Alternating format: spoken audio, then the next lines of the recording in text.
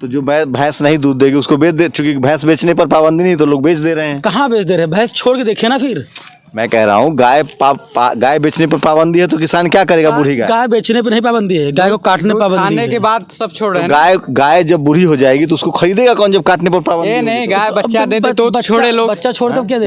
गाय अगर बच्चा दे दे तो उसके बाद छोड़े ना। अरे एक बार बताओ, खाने के बाद छोड़ रहे हैं। क्या नाम है आपका? मेरा नाम दिवाकर चौहान है। दिवाकर जी, बताइए, कल कोई, मैं मछली पालता हूँ, हाँ। कल कोई मुझे आके मुख्यमंत्री कह दे कि मछली हमारी फुआ है, मछली खाना पाप है, तो मछली का व्यापारी कहाँ जाएगा? मैं एक बात, तुम बूढ़ी गाय पालोगे? पहले ये बात बता, सुनो, पहले मेरी बात सुनो, आप भी मेरी बात पहले सुनो, ऐसे नहीं, ऐसे नहीं, गाय बूढ़ी गाय पालोगे? पहले, अगर माँ बाप बूढ़े हो जाए तो उनको फेंक दे क्या? अरे यार, गाय का माँ बाप से क्या संबंध? क्यों? गाय माँ बाप नहीं, वो कैसे?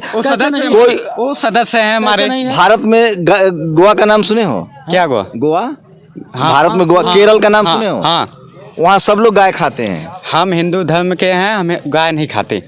तो तुम नहीं खा रहे हो, जो खाता है उस पर पाबंदी लगा दो? क्यों नहीं पाबंदी लगाएंगे? गाय हमारी माता है। कल कोई कह देगा कि सांड तो हमारा बाप है, तो ये क्या बात? जो ये गलत है, ये गलत। ये बताओ ना, एक बताओ ना, कल कोई कह देगा बकरा हमारा चाचा है, नहीं खाना है। कहने से नहीं, जो धर्म में आता है। कहाँ, कौन सी धर्म की किताब पढ़े हो? कितना पढ़े लिखे हो? हिंदू धर्म के। अरे रुको, कितना पढ़े लिखे हो? मैं डिफार्मा कर रहा हूँ, बीएससी कंप्लीट ग्रेजुएशन हूँ। कहाँ लिखा है कि गाय माता है? अरे जो सुनता आता हूँ, जो लिखा है वही बस।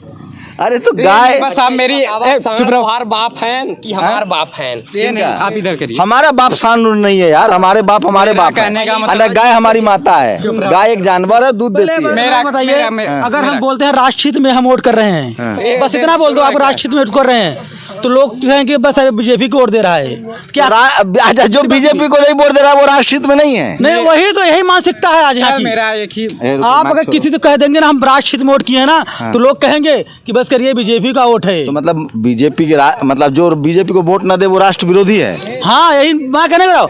आप कहेंगे, जैसे मैं कह रहा हूँ मैं राष्ट्रहित में वोट करके आया, मैं फेसबुक पे डाल दिया कि मैं राष्ट्रहित में वोट करके आया, तो लोग यही कहेंगे कि ये बीजेपी वाला है, बीजेपी को वोट देकर आया है। ऐसी मानसिकता यहाँ पे है। किसकी? सबकी, और लोग को जो विपक्ष वाले हैं। ये सबकी है। जय श्री राम बोलो तो जय श्री राम बोलने में फटती है सबकी।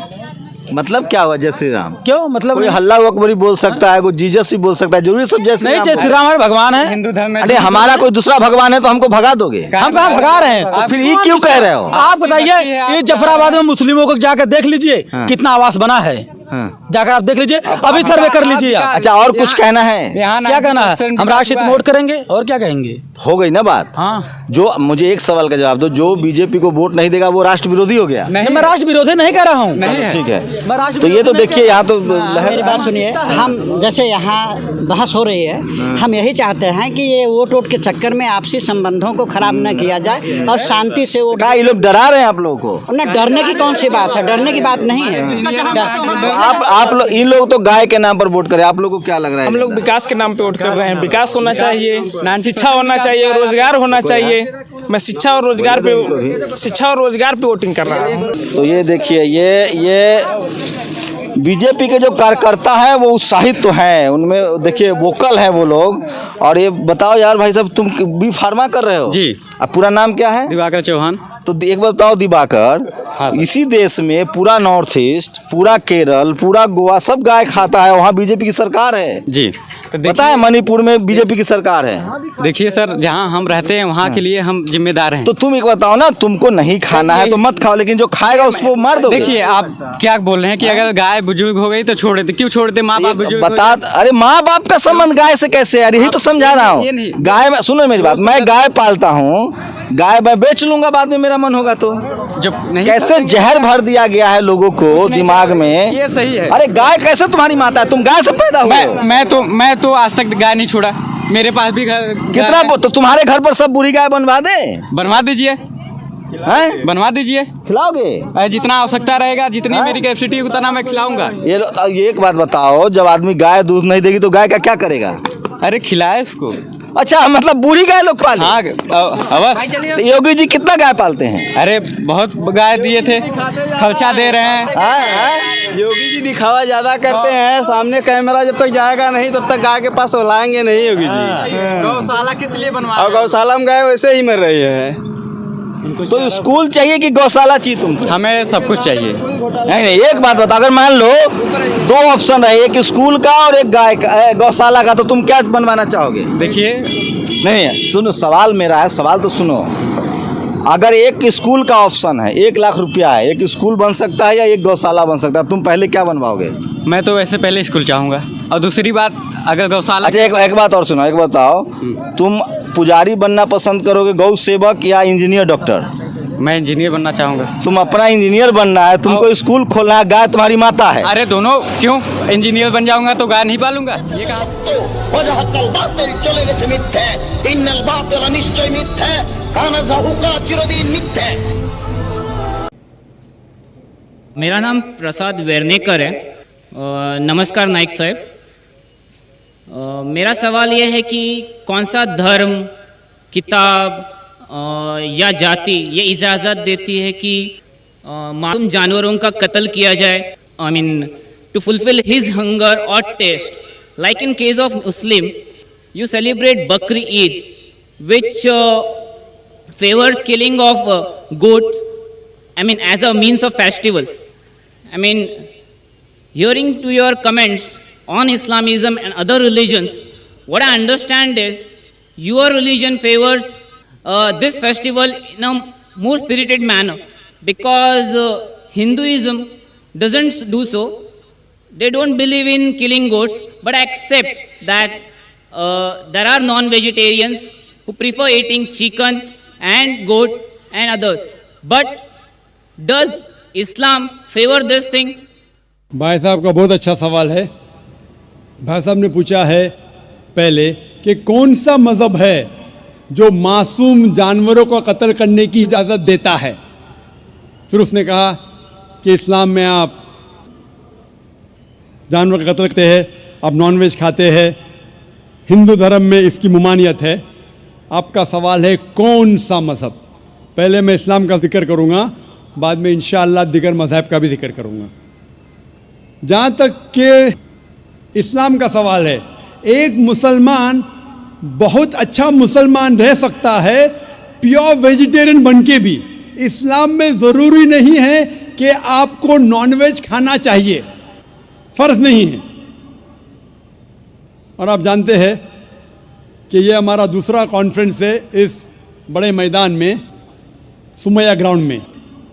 लास्ट ईयर ये सुमैया ट्रस्ट है, माशाल्लाह बहुत अच्छे लोग हैं। एक हफ़्ता पहले कॉन्फ्रेंस के पहले कहा कि हम नॉनवेज में नहीं मानते, आप नॉनवेज इस मैदान पे सर्व नहीं कर सकते। हमने कहा कि हम 9 महीने पहले बुक कर चुके हैं, एक हफ़्ते पहले आप बोलते ऑलरेडी स्टॉल दे चुके, ये नामुमकिन है। तो उनने अल्हम्दुलिल्लाह सुम्मा अल्हम्दुलिल्लाह हमारी बात रखी और लास्ट ईयर हमें नॉनवेज खाने की इजाज़त दी। इस साल जब हमने बुक की, पहले शर्त लगाई कि इस मैदान में नॉनवेज सर्व नहीं होगा। हमने कहा ये आपका ख्याल है, हम आपके ख्याल की इज्जत करते हैं, क्योंकि इस्लाम में नॉनवेज खाना फ़र्ज़ नहीं है। इसीलिए आप देखेंगे फूड कोर्ट में भी नॉनवेज सर्व नहीं कर रहे। हमारे जो मुकर्रिरीन हैं, इस्लाम के विद्वान हैं, उनको भी हमने कहा, हमने माजरत चाही कि इस ग्राउंड पे हम आपको नॉनवेज नहीं सर्व करेंगे, क्योंकि ये मुसलमान की ज़बान है। हम जब ज़बान देते हैं उसका पालन करते हैं।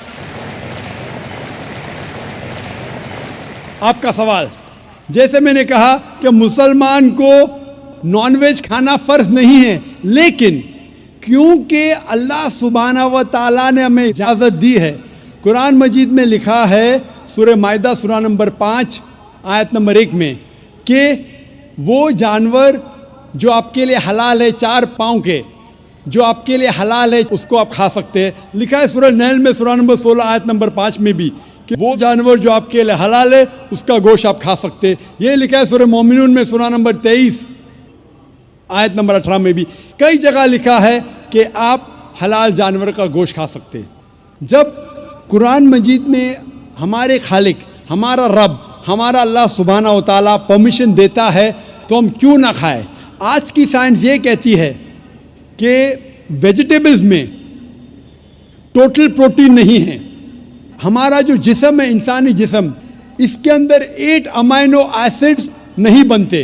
8 अमाइनो एसिड्स बाहर के फूड, बाहर के खाने में आना ज़रूरी है। कोई भी वेजिटेबल दुनिया में नहीं है जिसमें सारे 8 अमाइनो एसिड मौजूद है, लेकिन नॉनवेज फूड में अल्हम्दुलिल्लाह सुम्मा अल्हम्दुलिल्लाह कई नॉनवेज फूड में सारे अमाइनो एसिड जो जिस्म नहीं पैदा करता है, इसे कहते हैं इसेंशियल अमाइनो एसिड मौजूद है। इसे कहते हैं टोटल प्रोटीन। आज की साइंस ये कहती है कि non veg food is nutritious, it is full of protein. और हम जब तहकीक करते हैं तो हमें पता चलता है कि जब हम हर्बीवोरस एनिमल को देखते हैं, गाय, भेड़, बकरी, ये सिर्फ वेजिटेबल्स खाते हैं, सिर्फ घास फूस खाते हैं। जब इनकी दांत को हम देखते हैं, इनके दांत दे आर फ्लैट टीथ, इनके चपटे दांत है। ये सिर्फ भाजी खा सकते, गोश्त खा ही नहीं सकते।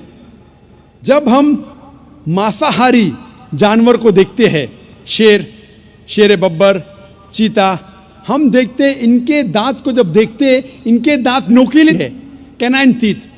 ये सिर्फ गोश्त खा सकते, भाजी पाला नहीं खा सकते। लेकिन जब हम इंसान के दांत, आप अगर जाएंगे मिरर में देखेंगे, आईने में अपने दांत, मैं देखूंगा अपने दांत, तो पता लगता है कि खुदा ने हमें चपटे दांत दिए, फ्लैट टीथ, उसके साथ साथ नोकीले दांत दिए, herbivorous teeth and carnivorous teeth. अगर ईश्वर चाहता था कि सिर्फ मैं भाजी पाला खाऊं, तो ये नोकीले दांत क्यों दिए? गोश्त खाने के लिए। आज की साइंस कहती है डाइजेस्टिव सिस्टम जो है, जो शाकाहारी जानवर के डाइजेस्टिव सिस्टम है, वो सिर्फ वेजिटेबल्स डाइजेस्ट कर सकते हैं, भाजी पाला, गोश्त को डाइजेस्ट नहीं कर सकते। लेकिन जो कार्निवोरस एनिमल्स है, कार्निवोरस जानवर है, लायन, टाइगर, लेपर्ड, वो सिर्फ गोश्त को डाइजेस्ट कर सकते, भाजी पाला डाइजेस्ट नहीं कर सकते। इंसान का डाइजेस्टिव सिस्टम है, इसमें स्मॉल इंटेस्टाइन है, इसमें लार्ज इंटेस्टाइन है। ये भाजी पाला भी डाइजेस्ट कर सकती है, गोश्त भी डाइजेस्ट कर सकती है। अगर खुदा चाहते थे कि सिर्फ हम भाजी पाला खाए, तो नॉनवेज फ्लैश डाइजेस्ट करने का डाइजेस्टिव सिस्टम क्यों दिया? क्योंकि हम फ्लैश खा सके, गोश्त खा सके। बहुत से गैर मुसलमानों को ये गलत फहमी है कि उनके मज़हब में गोश्त खाना हराम है, और कई हिंदू समझते हैं कि उनके मज़हब में लिखा है कि गोश्त खाना हराम है। और आपने कहा कि हमारे धर्म में गोश्त खाना हराम है। भाई साहब, आपको आपके धर्म का इल्म कम है, इसीलिए मैं कहता हूँ कि हिंदुइज्म जानने के लिए हिंदू की तरफ मत देखिए, हिंदू ग्रंथ का मुताला कीजिए। जब आप हिंदू ग्रंथ का मुताला करते हैं, लिखा है मनुस्मृति में चैप्टर नंबर 5 श्लोक नंबर 30 में, उसमें लिखा है कि ईश्वर ने कुछ जानवर बनाए खाने के लिए और कुछ जानवर को खा जाने के लिए। God has created some animals to eat and some to be eaten. अगर आप उस जानवर को खाते हैं जिन जानवर को खुदा ने बनाया है खा जाने के लिए, तो आप गुनाह नहीं कर रहे। If you are eating the animals who God has created to be eaten, you are not doing a sin. आगे जब पढ़ते लिखा है मनुस्मृति में चैप्टर नंबर 5 में, अध्याय नंबर 5 में, मंत्र नंबर 40 में, कि खुदा ने कुछ जानवर बनाए हैं कुर्बानी के लिए। अगर आप कुर्बानी में जानवर का कत्ल करते हैं तो आप गुनाह नहीं करते। आगे लिखा है मनुस्मृति में चैप्टर नंबर 5 मंत्र नंबर 41 में कि जानवर का कत्ल करना, जो जानवर खाने के लिए बनाए गए हैं, वो गुनाह नहीं है। इसी तरीके से कई जगह वेद में लिखा है कि ऋषि गोश्त खाते थे, जानवर को खाते थे। वक्त नहीं है डिटेल में बात करने का, लेकिन अगर आप महाभारत पढ़ेंगे अनुशासन पर्व चैप्टर नंबर 88, इसके अंदर युधिष्ठिर जो पांडव का एक भाई था, वो पूछता है भीष्म से कि हम यज्ञ में, पूजा में क्या खाना दे भगवान को, ईश्वर को, ताकि हमारे पुरखों को संतुष्ट मिले। तो भीष्म कहता है युधिष्ठिर से कि आप यज्ञ में अगर भाजी पाला देंगे तो हमारे बाप दादा 1 महीने के लिए खुश रहेंगे।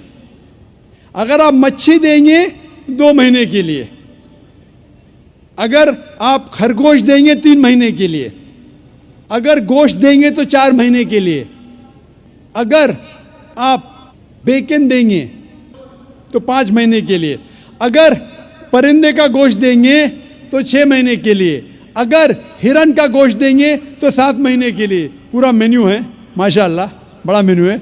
उसके आगे लिखा है अगर आप गाय देंगे तो पूरे 1 साल के लिए हमारे बाप दादा संतुष्ट रहेंगे, और अगर गेंडा राइनोसरस देंगे तो 20 साल के लिए हमारे बाप दादा खुश रहेंगे। पूरा मेन्यू है। क्या चाहते हैं बोलो? मच्छी, खरगोश,